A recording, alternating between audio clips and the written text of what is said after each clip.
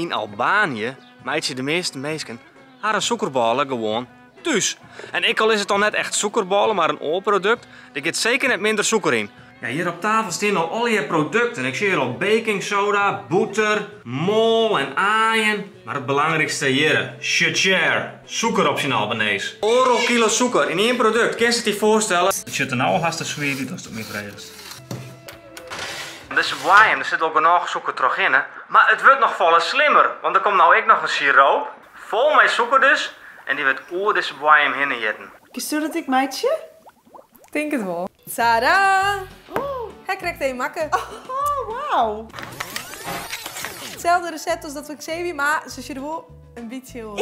Wel lekker, maar zo echt heel sweet. En dat is ook net gek, er giet fjouwe keer zo volle suiker in. Ja. Wist je nou ik zo'n suikerbekje? Of was er meer van zout? Laat het even weten in de comments.